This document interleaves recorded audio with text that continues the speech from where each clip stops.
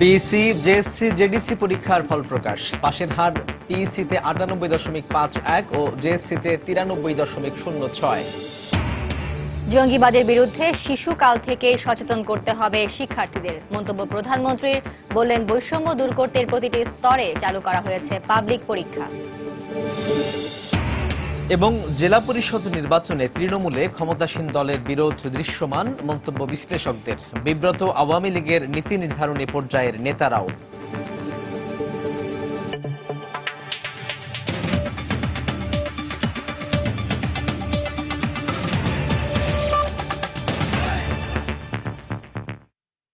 বাংলা সময় সঙ্গে আছি সাজিদ রাজু এবং আমি ফারজানা মুমু। পিইসি, জেএসসি ও সমমানের পরীক্ষার ফল প্রকাশ হয়েছে আজ। পিইসিতে সারা দেশে পাশের হার 98.51 ও জেএসসিতে 93.06%। পিইসিতে জিপিএ 5 পেয়েছে 2,81,898 জন এবং জেএসসি ও জেডিসিতে পেয়েছে 2,47,588 জন। বেলা 12টার পর ফল জানতে পেরে বিভিন্ন স্কুলের শিক্ষার্থীরা উল্লাসে ফেটে পড়ে। এ সময় নেচে গেয়ে দল বেঁধে আনন্দ করে ক্ষুদে শিক্ষার্থীরা। শাফিন জাহিদকে সঙ্গে নিয়ে রাশেদ লিমনের রিপোর্ট। শিক্ষার্থীদের এই উল্লাস সফলতার আর গর্বের। দুপুর 12টায় ফল প্রকাশের পর থেকেই উৎসবে মেতে ওঠে প্রাথমিক ও অষ্টম শ্রেণীর সমাপনী পরীক্ষায় উত্তীর্ণ শিক্ষার্থীরা। প্রকাশিত ফলে দেখা যায় এবার দুই পরীক্ষাতেই বেড়েছে পাশের হার আর জিপিএ 5। জেএসসি ও জেডিসি পরীক্ষায় এবছর অংশ নেয় 24,12,775 জন শিক্ষার্থী। পাশের হার 93.06%। জিপিএ 5 পেয়েছে 2,47,588 জন শিক্ষার্থী। গতবারের চেয়ে যা 51,315 জন বেশি। নাচ আর বাদ্যের তালে তালে যে যেভাবে পেরেছেন উদযাপন করেছে তাদের সাফল্যকে। অনেক কষ্ট করেছি সারা বছর, অনেক পড়েছি, পড়তে এখন এট লাস্ট রেজাল্ট। আজকে আমরা যখন এই ফলাফলটা পেয়েছি আমাদের সকল কষ্ট যেন মুছে গেল। ক্রেডিট দিব আমাদের মা বাবা আর আমার স্যারদেরকে, আমার টিচারদের কাছে পড়ছি, ফলটা পাইছি, এটার আনন্দ মানে বলে বোঝাতে পারবো না। এবার শতভাগ পরীক্ষার্থী উত্তীর্ণ হয়েছে এমন স্কুলের সংখ্যা 9,450টি, আর একজনও পাশ করেনি এমন স্কুলের সংখ্যা গতবারের 43 থেকে কমে দাঁড়িয়েছে 28টিতে। সন্তানের এমন আনন্দের দিনে উল্লাসের কমতি ছিল না অভিভাবক আর শিক্ষকদের মাঝেও। সবার সমন্বিতভাবেই চেষ্টার ফলে এটা আসে। এই ফলাফলে আমি অত্যন্ত সন্তুষ্ট। এর চেয়ে তার ভালো কি ফলাফল? হ্যাঁ, ভালো লাগতেছে। সারা বছর একটা পরিশ্রম গেছে, তো আল্লাহর মধ্যে সেই পরিশ্রমের ফল পেয়েছি আমরা। ওর পরিশ্রম আসলে বলার মতো না, সারাদিনই পরিশ্রম করছে, আর স্কুলে তো কথাই বলতে নাই। জেএসসি পরীক্ষায় বোর্ডের আলাদা করে ফলে দেখা যায় চট্টগ্রামে পাশ করেছে 90.75%, সিলেটে 93.37%, রাজশাহীতে 97.68%, দিনাজপুরে 92.99%, কুমিল্লায় 89.68%, বরিশালে 97.38%, যশোরে 95.35%। এছাড়া প্রাথমিক সমাপনী পরীক্ষা পিইসিতে এবছর পাশের হার 98.51%। জিপিএ 5 পেয়েছেন 2,81,898 জন।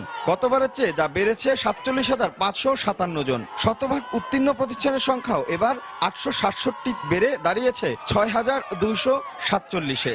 আর একজনও উত্তীর্ণ হয়নি এমন প্রতিষ্ঠানের সংখ্যা কমে দাঁড়িয়েছে 8টিতে।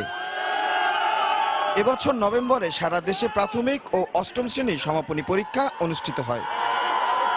কঠোর অধ্যবসায়, শিক্ষক আর অভিভাবকদের পরিশ্রমের ফল এই উল্লাস।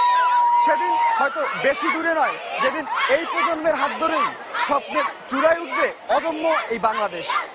রাশেদ লিমন, সময় সংবাদ, ঢাকা।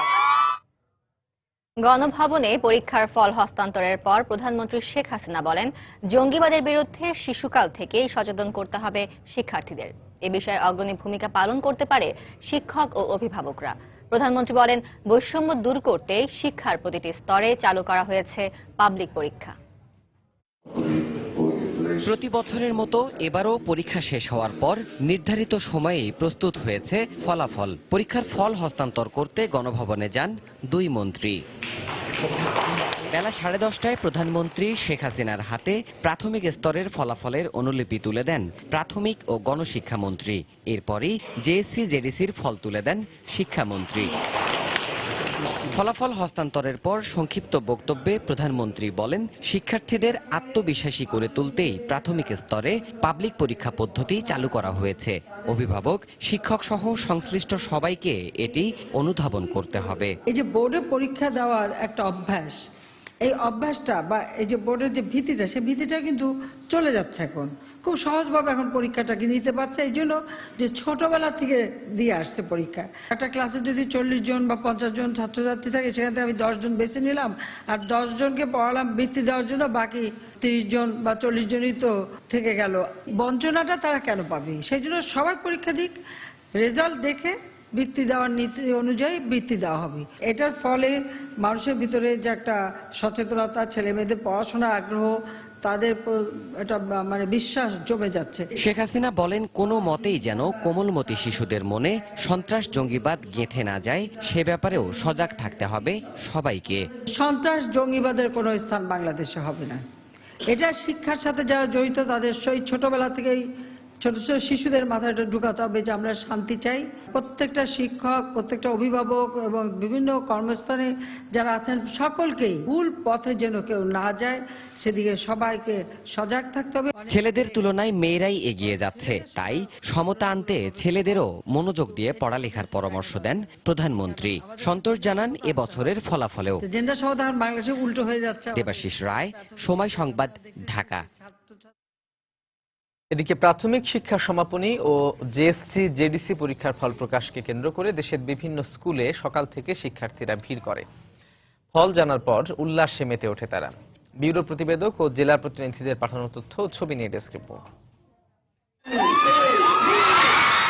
চট্টগ্রামের ফলাফল জানার পর এভাবেই বিজয় চিহ্ন দেখিয়ে নেচে গিয়ে আনন্দে মেতে ওঠে শিক্ষার্থীরা। এবার এই বোর্ডে জেএসসি পরীক্ষায় অংশ নেয় 1,81,652 জন। জিপিএ 5 পেয়েছে 14,135 জন। আর জেলায় পিএসসি পরীক্ষার্থী ছিল 1,56,673 জন। পাশের হার 97.52%। অনেক আনন্দ, এরকম ফিলিংস কখনো হয় না। অবশ্যই স্কুলের অবদান সবার আগে আসতেছে, এরপর পরিবার আছে। বরিশালের শিক্ষার্থীদের এই আনন্দ ও উচ্ছ্বাস জানান দিচ্ছে তাদের কষ্টে অর্জিত ফলাফলের। শিক্ষার্থীদের নিয়মানুবর্তিতা ও অক্লান্ত পরিশ্রমের পর ভালো ফল করায় শিক্ষার্থীদের পাশাপাশি সন্তুষ্ট অভিভাবকরাও। বরিশালে জেএসসি পরীক্ষায় জিপিএ 5 পেয়েছে 15,570 জন। গতবারের চেয়ে জিপিএ 5 বেড়েছে 2,161টি।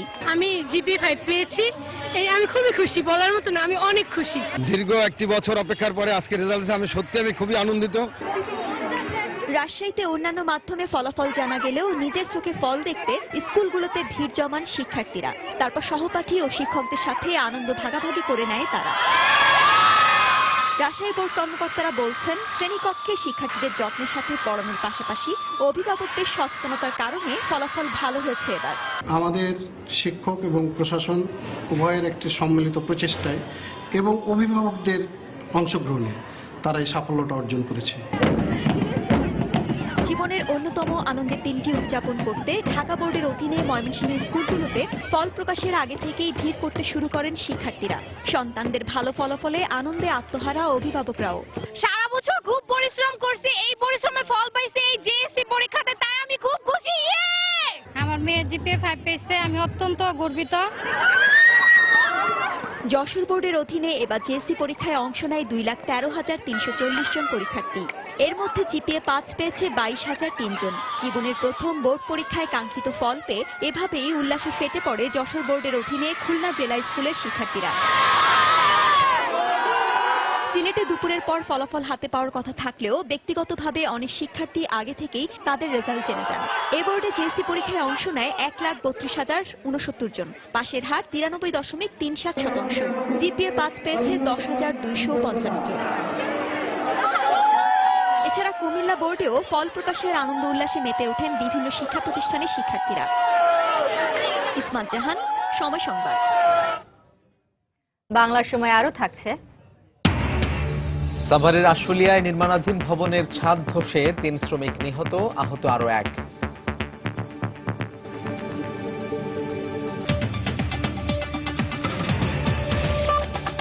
জেলা পরিষদ নির্বাচনের মাধ্যমে তৃণমূলে ক্ষমতাসীন দলের বিরাজমান বিরোধ ও অনৈক্য দৃশ্যমান হয়েছে বলে মন্তব্য করেছেন রাজনৈতিক বিশ্লেষকরা। বিষয়টি নিয়ে বিব্রত আওয়ামী লীগের নীতি নির্ধারণী পর্যায়ের নেতারাও।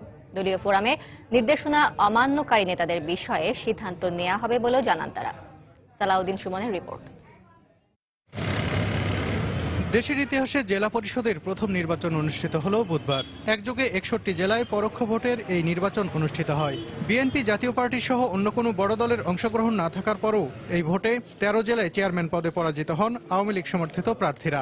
অভিযোগ উঠেছে 12 জন বিদ্রোহী ও একজন স্বতন্ত্র প্রার্থীকে বিজয়ী করতে ভূমিকা পালন করেছেন স্থানীয় সংসদ সদস্য ও মন্ত্রীরা। কয়েকটি জেলায় নিজেদের মধ্যে ঘটেছে সংঘাতের ঘটনাও। জেলা পরিষদের নির্বাচনটা জাতীয় সংসদ নির্বাচনের আগে এমন অন্তর্দ্বন্দ্বের ঘটনা আওয়ামী লীগের জন্য সতর্ক সংকেত হিসেবেই দেখছেন এই বিশ্লেষক। তৃণমূলে প্রচন্ড ক্ষমতা বিরোধ দৃশ্যমান। তারা যদি দলের ভেতরে এমপি এবং মূল দলের নেতৃত্বের ভেতরে যদি ভারসাম্য আনতে না পারে, সমঝোতা না আনতে পারে, তবে তাদের জন্য কিন্তু নেতিবাচক নানা প্রতিক্রিয়া দেখা দিতে পারে। বিষয়টিকে ভালোভাবে নিচ্ছে না কেন্দ্রীয় আওয়ামী লীগ। এ নিয়ে দলীয়ভাবে সিদ্ধান্ত গ্রহণের কথা জানালেন এই শীর্ষ নেতা। যারা দায়িত্বশীল পদে থেকে দলীয় সিদ্ধান্তের বাইরে গিয়েছেন, তারা হয়তো জিনিসটা খুব ভালো করেননি, সেটা আপনারা সাংগঠনিকভাবে আমরা দেখব। এই বিশ্লেষক মনে করেন অনিয়ম কোন্দলের পাশাপাশি বড় দলগুলোর অংশগ্রহণ না থাকায় এই নির্বাচনের গ্রহণযোগ্যতা প্রশ্নবিদ্ধ হয়েছে।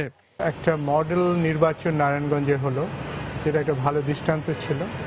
তারই কয়েকদিনের মাথায় জেলা পরিষদের নির্বাচনটা নির্বাচন পরিষদ এবং সরকার সবার জন্য খুব ভালো দৃষ্টান্ত হয়ে থাকলো না। গ্রহণযোগ্যতার মাত্রা নিয়ে অতৃপ্তি প্রকাশ করে আওয়ামী লীগের এই নেতা বলেন, নির্বাচনকে অংশগ্রহণমূলক না করার দায় বিএনপির। বিএনপির আসলে নির্বাচনের প্রতি খুব আগ্রহী না। জেলা পরিষদ নির্বাচনে যদি অংশ নিত, নিঃসন্দেহে বলা যায় যে এই নির্বাচনটা আরো প্রতিদ্বন্দ্বিতাপূর্ণ হতো এবং সেই নির্বাচনে আরো সাধারণ মানুষের কাছে অনেক বেশি গ্রহণযোগ্য হতো। নির্বাচনে অংশ না নেওয়ার দায়িত্ব তাদের। নির্বাচনে অংশগ্রহণ না করার মানসিকতা ত্যাগ করতে বিএনপির প্রতি আহ্বানও জানান হানিফ। তাদের ব্যর্থতার কারণেই সালাউদ্দিন সুমন, সময় সংবাদ, ঢাকা। সাভারের আশুলিয়া একটি নির্মাণাধীন ভবনের ছাদ ধসে 3 শ্রমিক নিহত হয়েছেন। এই ঘটনায় আহত হয়েছেন আরো একজন। ফায়ার সার্ভিস ও এলাকাবাসী জানায়, বিকেলে জিরাবো এলাকায় প্রাইমাল ফুডস অ্যান্ড ড্রিঙ্কস নামে একটি বেসরকারি প্রতিষ্ঠানের একটি ভবনের 2য় তলার ছাদ ঢালাইয়ের কাজ করছিলেন বেশ কয়েকজন শ্রমিক। এ সময় ওই ছাদের একটি অংশ ধসে পড়লে 4 নির্মাণ শ্রমিক আহত হন। গুরুতর অবস্থায় জাহাঙ্গীর জামাল ও শহীদুল নামে 3 জনকে উদ্ধার করে স্থানীয় হাসপাতালে নেওয়া হলে কর্তব্যরত চিকিৎসক তাদের মৃত ঘোষণা করেন। এ ঘটনায় আহত অপর শ্রমিককে প্রাথমিক চিকিৎসা দেওয়া হয়েছে। সিট সরাইলাম, সরাই দেখি বাঁশে চিপাত পড়ে লইছে। পরে সবাই দরাদরি করে বাঁশ সরাইলো, সরাই জাহাঙ্গীর নিয়ে আমি চলে গেলাম। পল্লীমঙ্গলের নতুন একটা মেডিকেল হয়েছে, এই মেডিকেলে আনুমানিক 40 ফিট বাই 30 ফিট পরিমাপের একতলা বর্ধিত অংশের ছাদটি আজকেই ঢালাই হচ্ছিল, এটি ধসে পড়েছে এবং জানতে পারলাম যে মালিক পক্ষ কিছু লোক ছিল, তারা বললো যে 3 জন লোক আটকা ছিল। স্থানীয় জনগণ তাদেরকে এনাম মেডিকেলে নিয়ে গেছে এবং আরেকজনকে অন্য মেডিকেল নিয়েছে। কুমিল্লায় বাস ও ট্রাকের মুখোমুখি সংঘর্ষে 3 জন নিহত হয়েছেন, আহত হয়েছেন আরো 7 জন। ভোরে ঢাকা চট্টগ্রাম মহাসড়কের পদুয়া এলাকায় এই দুর্ঘটনা ঘটে। পুলিশ জানায়, 14গ্রাম উপজেলার পদুয়া এলাকায় কক্সবাজার গামী হানিফ পরিবহনের একটি যাত্রীবাহী বাসের সাথে বিপরীত দিক থেকে আসা একটি ট্রাকের মুখোমুখি সংঘর্ষ হয়। এতে ঘটনাস্থলে বাসের 2 যাত্রী নিহত হন, আহত হন 8 জন। তাদের উদ্ধার করে বিভিন্ন হাসপাতালে ভর্তি করা হলে ফেনী সদর হাসপাতালে আরও একজনের মৃত্যু হয়। এই ঘটনায় 14গ্রাম থানায় একটি মামলা দায়ের করা হয়েছে।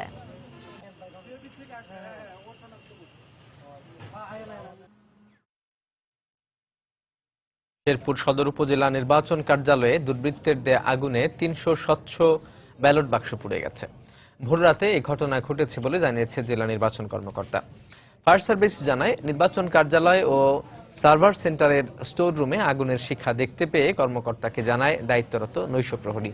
পরে জেলা নির্বাচন কর্মকর্তা ফায়ার সার্ভিসে খবর দেন। ঘটনাস্থলে গিয়ে আধা ঘন্টার চেষ্টায় আগুন নিয়ন্ত্রণে আনে ফায়ার সার্ভিস। ততক্ষণে প্রায় 300 স্বচ্ছ ব্যালট বাক্স পুড়ে যায়। স্টোর রুমের জানালা ভেঙে দুর্বৃত্তরা অগ্নিসংযোগ করেছে বলে জানিয়েছে ফায়ার সার্ভিস। এদিকে খবর পেয়ে সকালে ঘটনাস্থল পরিদর্শন করেছেন জেলা প্রশাসক ও পুলিশ সুপার। পিছনের জানালার কাজ ভেঙে কে বা কাহারা আমাদের গুণারে আগুন দেয়। এই আগুনের ফলে আমাদের প্রায় 300 ব্যারেল বক্স নষ্ট হয়েছে।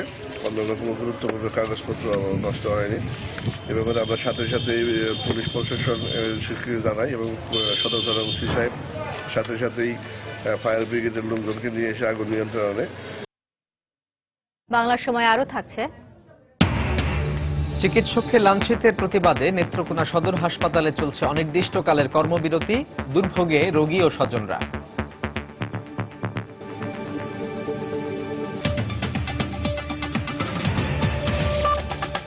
সারা দেশের মতো ময়মনসিংহ বিভাগেও 1 জানুয়ারি বই উৎসব উদযাপনের প্রস্তুতি চলছে পুরোদমে।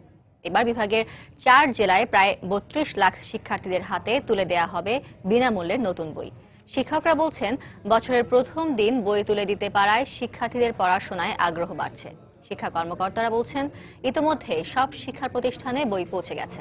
বিভাগীয় কমিশনার জানান, সব শিক্ষা প্রতিষ্ঠানে বই উৎসব সুষ্ঠুভাবে সম্পন্ন করতে সংশ্লিষ্টদের নির্দেশনা দেওয়া হয়েছে। সাইম আকন্দের তোলা ছবিতে হারুনুর রশিদের রিপোর্ট।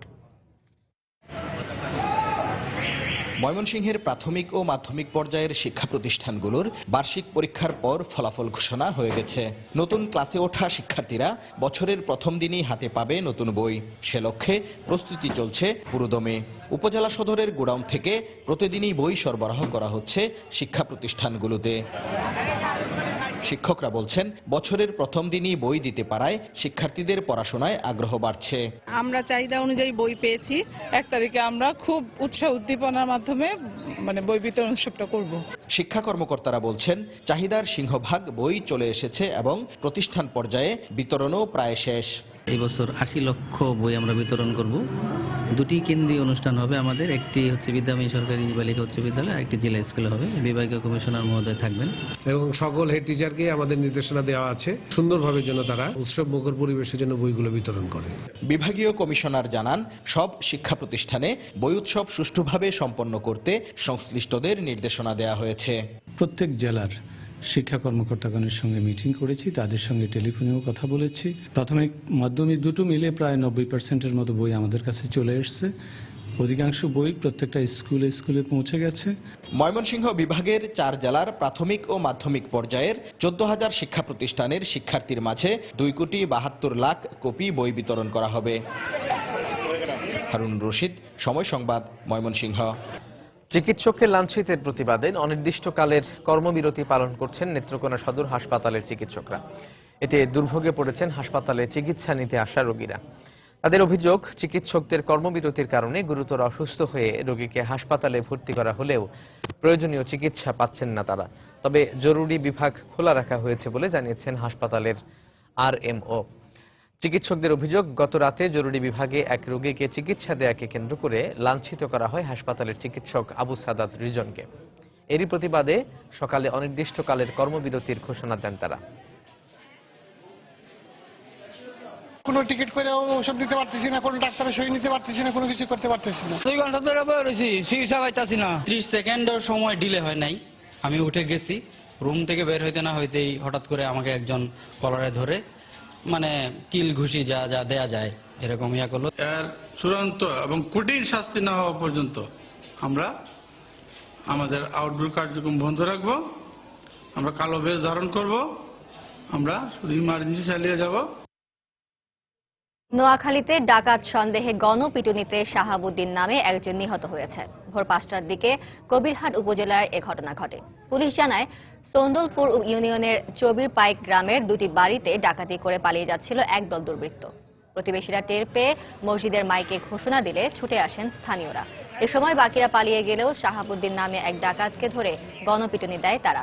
খবর পেয়ে পুলিশ ঘটনাস্থল থেকে আশঙ্কাজনক অবস্থায় তাকে উদ্ধার করে নোয়াখালী জেনারেল হাসপাতালে ভর্তি করে।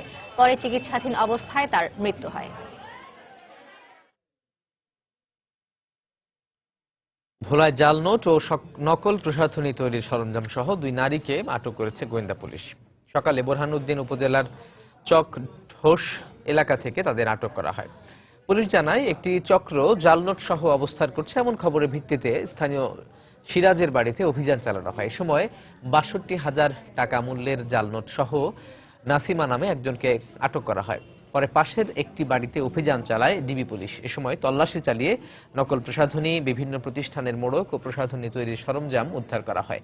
এই ঘটনায় তসলিমা নামে অপর একজনকে আটক করে পুলিশ।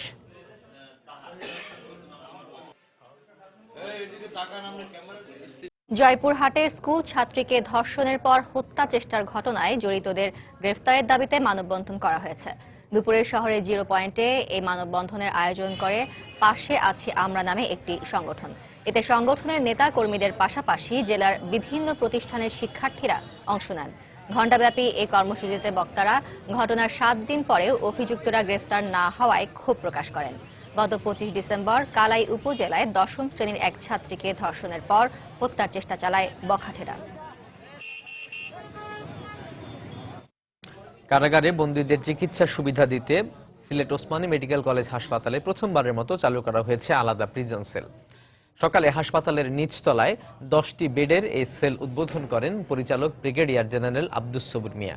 এ সময় তিনি কারাবন্দীদের সুচিকিৎসায় প্রিজন সেলে পর্যাপ্ত চিকিৎসক ও নার্স রাখার প্রতিশ্রুতি দেন। এর আগে এই হাসপাতালের সাধারণ রোগীদের সাথে কারাবন্দীদের চিকিৎসা দেয়ায় নানা ভোগান্তির শিকার হতে হতো। মাদারীপুরে জেলা পরিষদ নির্বাচনে পেশাগত কাজে বাধা ও লাঞ্ছিত করার প্রতিবাদে মানববন্ধন করেছেন বিভিন্ন গণমাধ্যম কর্মীরা। সকালে জেলা প্রেস ক্লাবের সামনে ঘণ্টাব্যাপী মানববন্ধন অনুষ্ঠিত হয়। এ সময় বক্তারা সাংবাদিক লাঞ্ছনার ঘটনায় জড়িতদের বিরুদ্ধে আইনি ব্যবস্থা নেওয়ার দাবি জানান। গতকাল অনুষ্ঠিত জেলা পরিষদ নির্বাচনে একটি কেন্দ্র দখলের চিত্র ধারণ করতে গেলে সদস্য প্রার্থী ফারুক খানের সমর্থকরা সাংবাদিকদের বাধা দেয়। এ সময় সংবাদের স্টাফ রিপোর্টার সঞ্জয় কর্মকার অভিজিৎ ও চিত্র সাংবাদিক শাহাদাত আকন সহ 4 সাংবাদিককে লাঞ্ছিত করা হয়।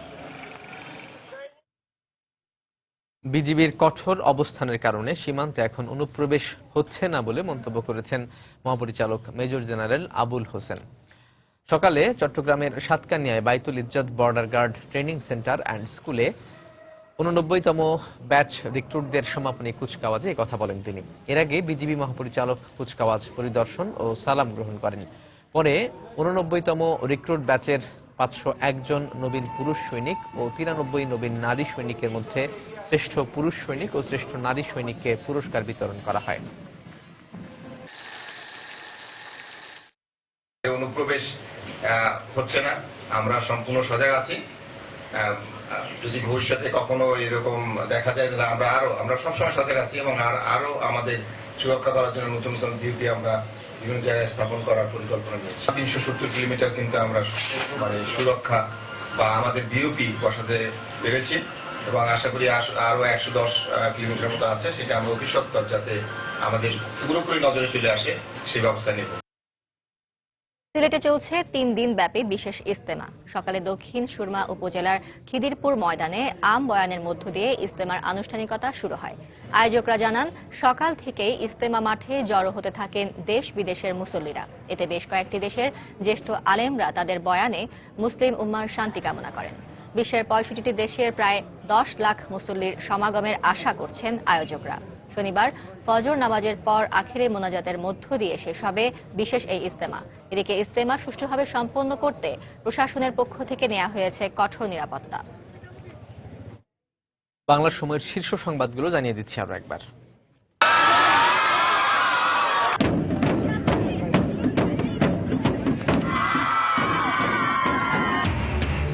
পিএসসি, জেএসসি, জেডিসি পরীক্ষার ফল প্রকাশ। পাশের হার পিএসসিতে 98.51 ও জেএসসিতে 93.06। জঙ্গিবাদের বিরুদ্ধে শিশুকাল থেকেই সচেতন করতে হবে শিক্ষার্থীদের, মন্তব্য প্রধানমন্ত্রীর। বললেন, বৈষম্য দূর করতেই প্রতিটি স্তরে চালু করা হয়েছে পাবলিক পরীক্ষা। এবং জেলা পরিষদ নির্বাচনে তৃণমূলে ক্ষমতাসীন দলের বিরোধ দৃশ্যমান, মন্তব্য বিশ্লেষকদের। বিব্রত আওয়ামী লীগের নীতি নির্ধারণী পর্যায়ের নেতারাও। এই ছিল বাংলার সময়। যে কোনো খবর পেতে ভিজিট করুন সময়.news.tv। এছাড়া এইমাত্র পাওয়া খবর আপনার মোবাইলে পেতে SMS করুন *PN লিখে পাঠিয়ে দিন 16242 নম্বরে। সঙ্গে থাকুন সময়।